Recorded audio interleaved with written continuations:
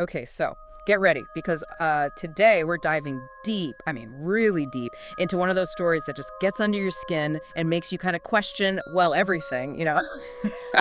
We're going to be talking about Anneliese Michel. Yeah, her case, it's one of those that really sticks with you, right? Like a perfect storm of faith and maybe some unexplained medical stuff and just those big questions about like what we believe. It really is. So imagine this 1970s Germany, a family, really religious, Catholic.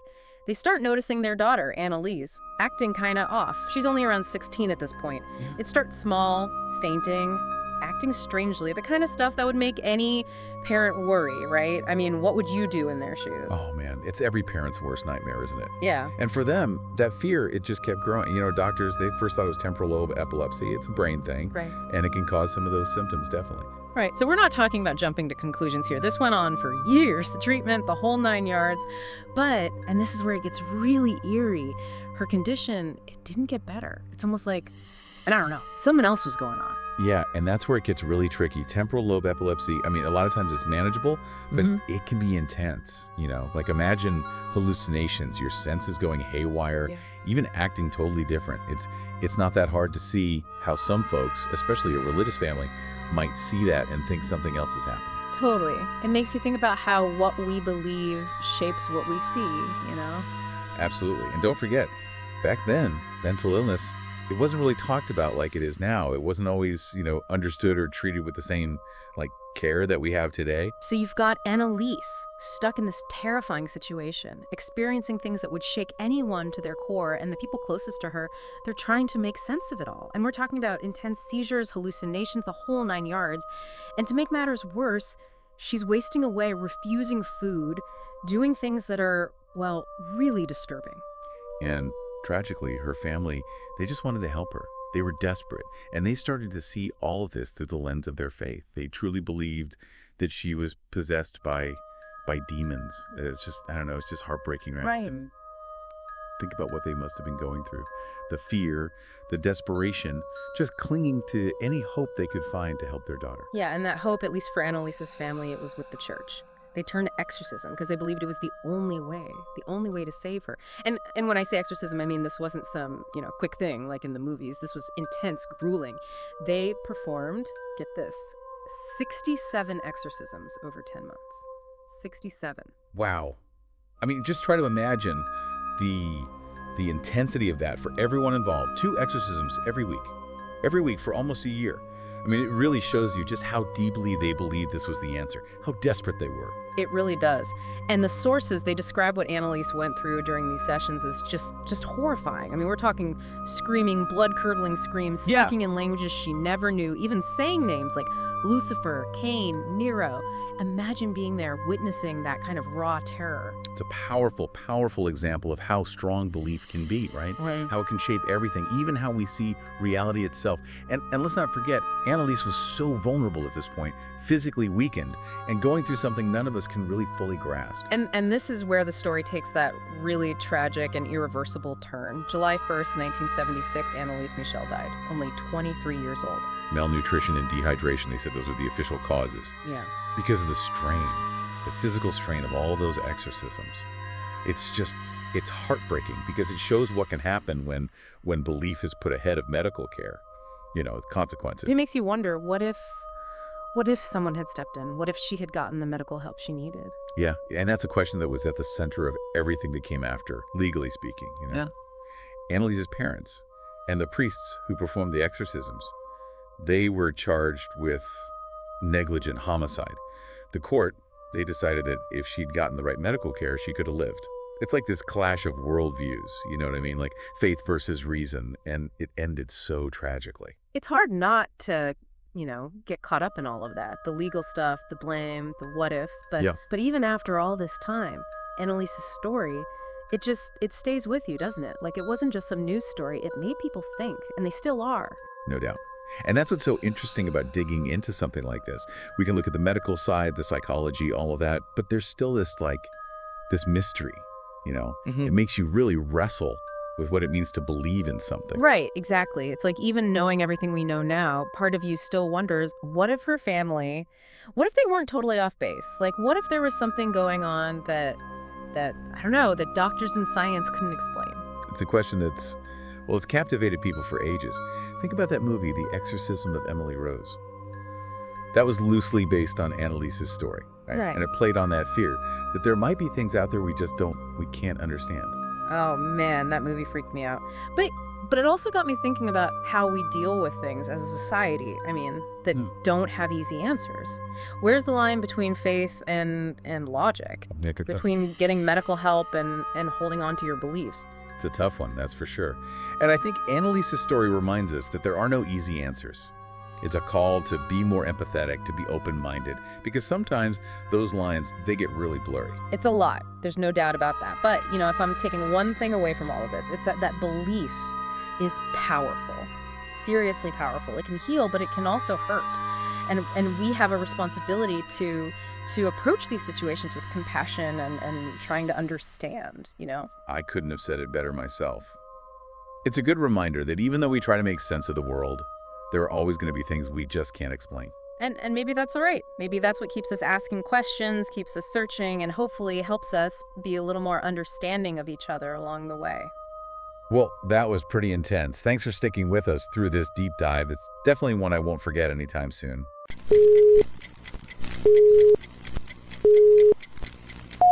Welcome to the deep dive. Today we're diving into a case that'll definitely send chills down your spine. Oh, you know it. We're talking about the Sally House. Yeah, the Sally House. A supposedly haunted house in Atchison, Kansas. Classic. We're basing this deep dive on a podcast episode we came across, and let me tell you, it's full of unsettling events. What always gets me about these stories, and I'm right there with you on this, is how a name like the Sally House already gives you those goosebumps, like it's straight out a horror novel. Right. But as tempting as it is to jump to ghosts and ghouls, we gotta be logical. We need that healthy dose of skepticism. Look at the facts, just like any good mystery. Exactly. So this podcast tells the story of Tony and Debra Pickman, this couple who moved into the infamous Sally House. And right off the bat, we're talking flickering lights, weird noises, stuff moving on its own. Yeah. The works. Haunted House 101. Right.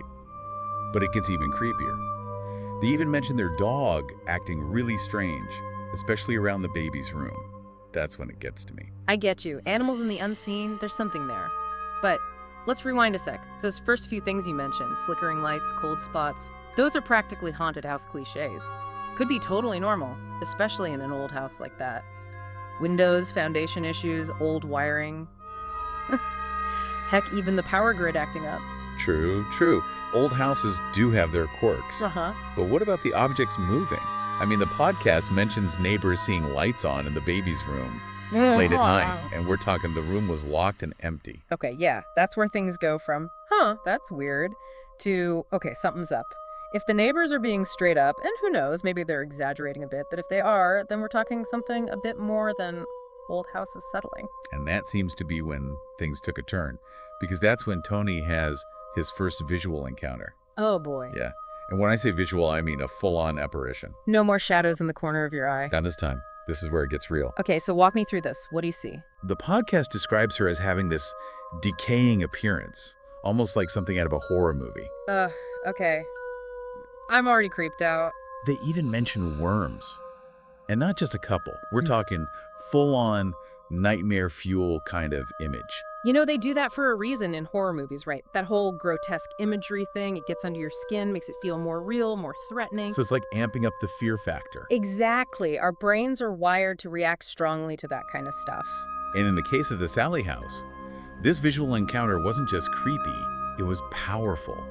Like, Tony felt drawn to this figure, almost as if he was being pulled towards her. Oh, come on, that's too much. See, that's what gets me that feeling of being pulled in, touched by something you can't even see. Right, like that's a whole other level of terrifying. And then, if that wasn't bad enough, the podcast says Tony felt this intense coldness coming from her, like a freezing aura. And her eyes? Don't even tell me they were like glowing red or something. Worse, they described them as filled with malevolence. Okay, hold on a minute. Now, are we talking a real entity with a bad attitude? Or is this Tony's mind playing tricks on him? I mean, he's probably stressed, moving into a new house, expecting a baby. That's a good point. I mean, our minds can do some crazy things. For sure. Especially when you're already expecting the worst. You start seeing what you're afraid of. Right. But here's the thing. Right after this encounter, Tony and Deborah call in a paranormal investigator. Her name is Barbara Connor, and wouldn't you know it, she immediately identifies the ghost as Sally, a young girl who supposedly died in the house. Uh-huh. The paranormal investigator. Of course. It's like adding gasoline to a fire. You get that validation from someone who's supposed to be an expert, and suddenly even the biggest skeptic starts questioning things. It's like you start believing and then you start seeing, It's true. It's true. It's like you move into this new place, weird stuff's happening, but it's just an old house, right? Then, bam, someone tells you little Sally died there. Suddenly, every little creak, every draft, it's Sally. It's not the house settling, it's her trying to get your attention. It's like they say, once you see it, you can't unsee it. Exactly. And for Tony, it's not just sounds anymore, it's physical. Oh, no. Yeah. He starts getting grabbed in the night, scratched. And we're not talking about a little, oops, scratched myself in my sleep kind of scratch. Oh, so like deep, serious scratches. Dude, the podcast says these were deep gashes, like claw marks almost. See, now that's where it gets tricky. I mean, our minds are powerful, right? Stress, fear, it can mess you up. We've seen cases where people under extreme stress develop rashes, lose hair, even get weird wounds. Our bodies do weird stuff when they're freaking out. So you're saying it could be psychosomatic? Like he's so scared he's manifesting these injuries? It's possible, but then on the flip side, what if it's not? What if something there is feeding off all this fear, getting stronger? It's a question that's been around forever. Can a haunting actually escalate like that? Right, like does it feed off their energy or something? Exactly, and that just makes it worse, right? Because now you're even more scared, because it seems like the more scared you get, the worse it gets. Ugh, total nightmare fuel. And we can't forget about Deborah. She's pregnant throughout all of this. Talk about a stressful situation. Oh my God, can you imagine your safe space, your home, suddenly becomes a horror movie? It's enough to make anyone swear off old houses for life. Seriously. Yeah. Though it makes you think, right? Could Deborah's fear, her hormones, be adding fuel to the fire? Like a feedback loop of terror? The more freaked out they get, the more real, or at least powerful it becomes. It's that whole mind-body connection thing, isn't it? We like to think our thoughts and our bodies are separate, but they're totally intertwined. It's like your fear becomes a self-fulfilling prophecy. Super creepy. And speaking of creepy, remember that description of Sally with the decaying look and all? Don't remind me. I'm trying to forget that part. Well, buckle up, Buttercup, because the podcast says she starts to look even worse. No. See, that's what I'm talking about. That whole transformation thing. It's classic horror, right? The innocent ghost turns into something demonic, something straight out of your nightmare. And it's like our expectations almost become reality. Like we're so primed to see a scary ghost that we literally shape it with our fear. That's a really freaky thought. Like, are we projecting our fear onto it, giving it form? Or does it choose that form to mess with us even more? Who knows?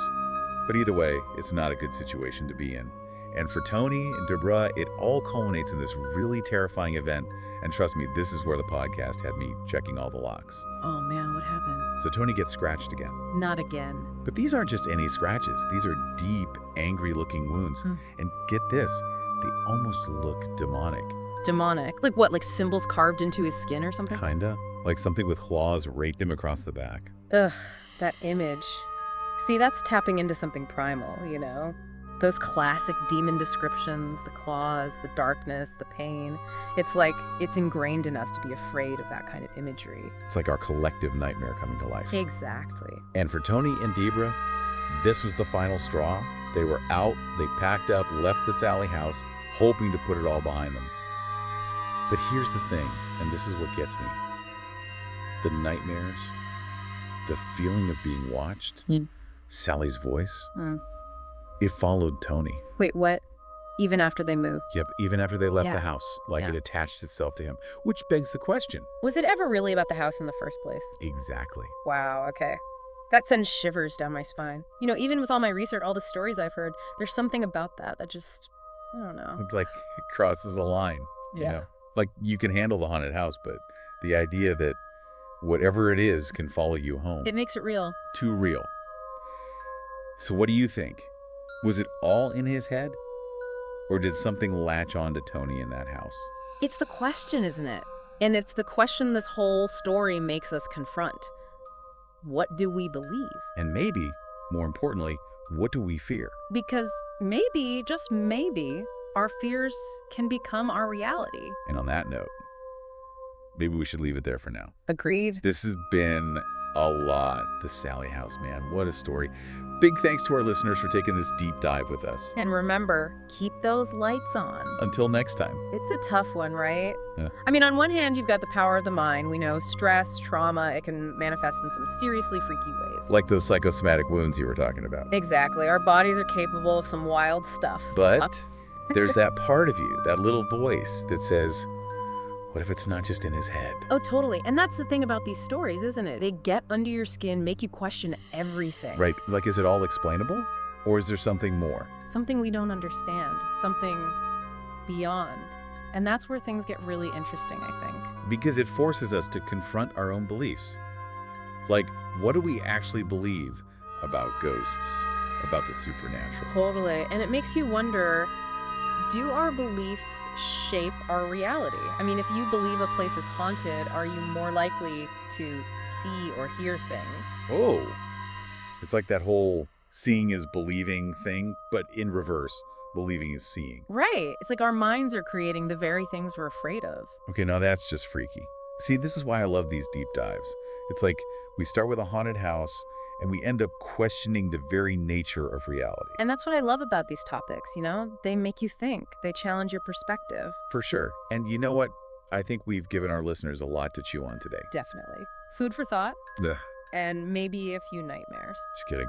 Sort of. But in all seriousness, folks, if you're ever brave enough to visit a haunted location, just remember. Don't say we didn't warn you. Exactly.